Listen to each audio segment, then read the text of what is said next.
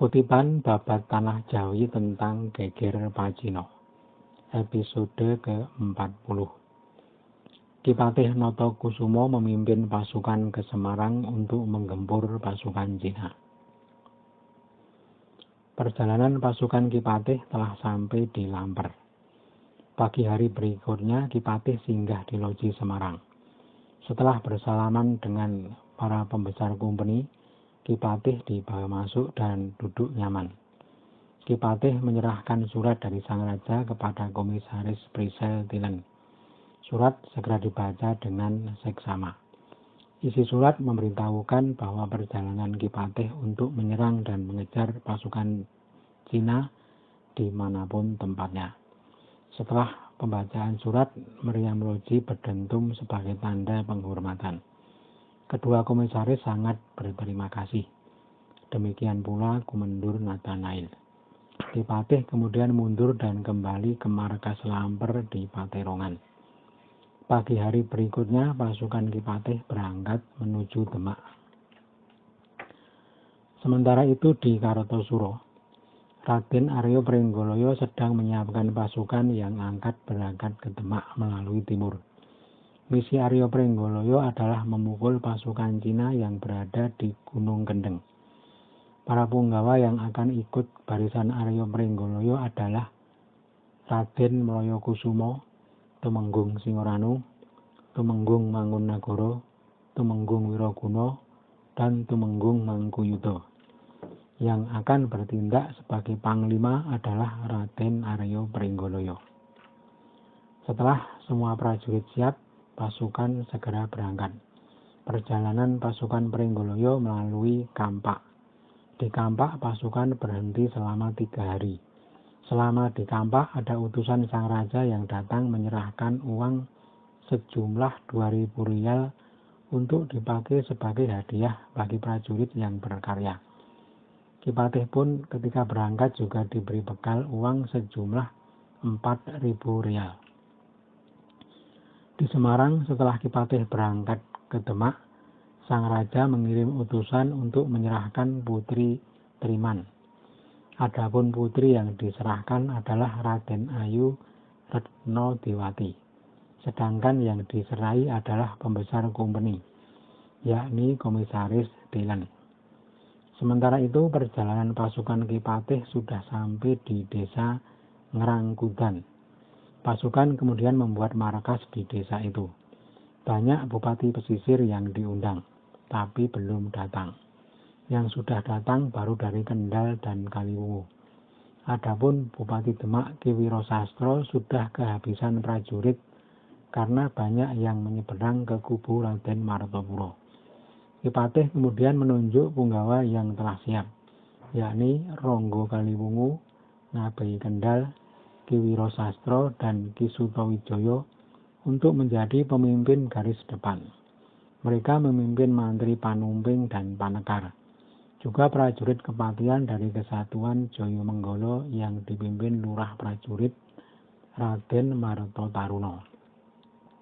Dan juga prajurit tanpa gembung. Pasukan garis depan Ki Patih kemudian bergerak menuju Layapan. Beberapa waktu kemudian pasukan garis depan terus menuju Talogoji. Ki Patih masih bermarkas di Layapan. Lain cerita yang terjadi di Pati. Kanjeng Adipati Pati sedang berbincang dengan Kapitan Singseh dan Kapitan Sapanjang.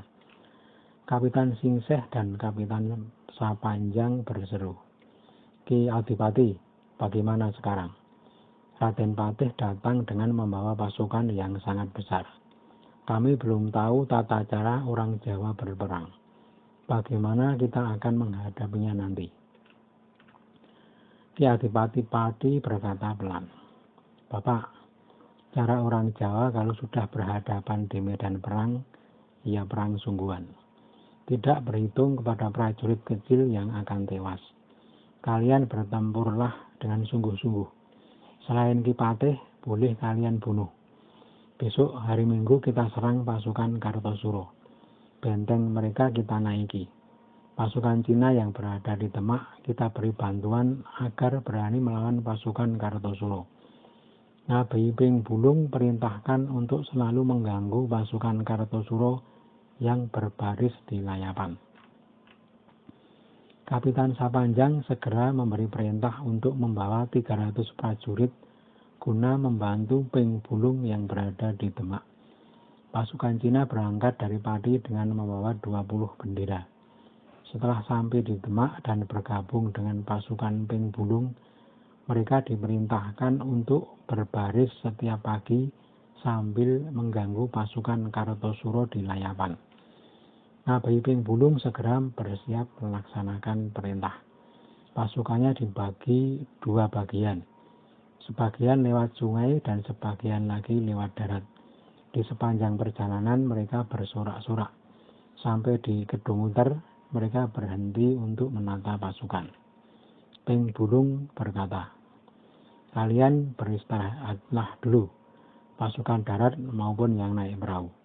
Besok kita akan mengubrak-abrik benteng layapan. Walau perintah Kapitan Sapanjang dan Kapitan Singseh, kita hanya disuruh mengganggu. Apa gunanya kalau hanya seperti itu? Lebih baik kita hancurkan sekalian. Aku tidak takut melawan pasukan Kartosuro." Pagi hari berikutnya, pasukan Ping Bulung sudah siap bergerak ke layapan.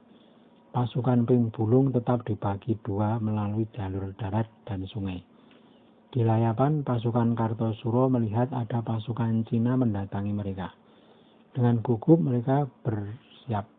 Ki Patih yang masih tidur terbangun oleh suara berisik pasukan Kartosuro. Ki Patih kaget dan bertanya, "Ada apa para prajurit ramai sekali?" Seorang penjaga menjawab, "Ada pasukan Cina datang.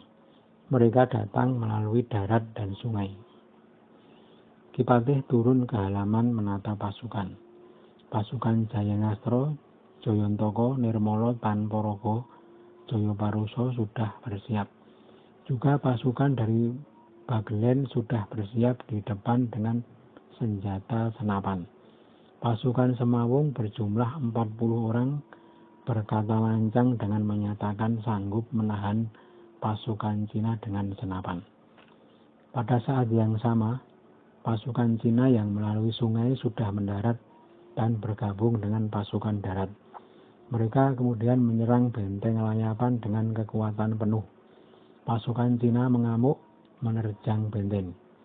Pasukan Kartosuro terdesak dan berlarian.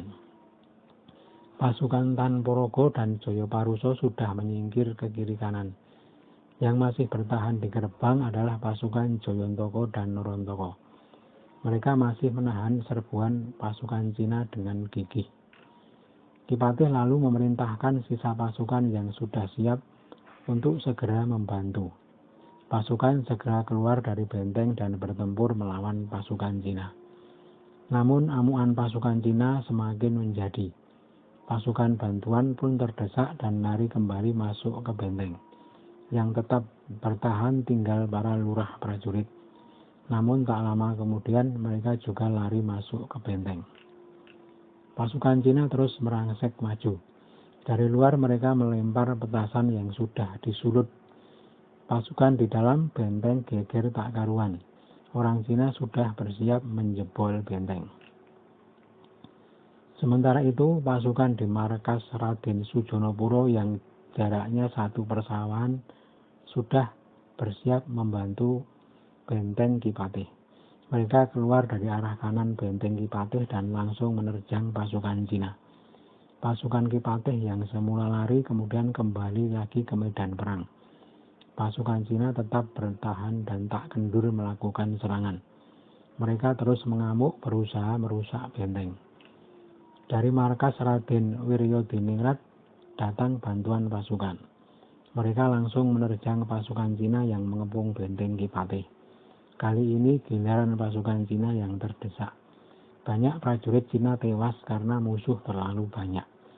Para prajurit Ki Patih yang tadi lari masuk benteng serentak keluar. Pasukan Cina merasa tak akan mampu melawan. Mereka lari mundur. Raden Sujonopuro mengejar. Banyak prajurit Cina berhasil ditangkap. Kepala mereka kemudian dipenggal dan diaturkan kepada Ki Patih. Kipatih sangat bersukacita. Kepada mereka yang berhasil membawa kepala, Kipatih memberi hadiah masing-masing 10 rial. Adapun yang hanya membawa telinga, mereka diberi 5 rial. Sementara itu pasukan Ping Bulung telah kembali ke Demak. Ping Bulung melapor bahwa perangnya melawan pasukan Kartosuro berakhir imbang. Tak ada yang kalah atau menang. Raden Martopuro lalu berencana mengirim bantuan ke Demak lagi. 500 prajurit telah dibawa ke Demak dan telah bertemu dengan Ngabei Ping Bulung.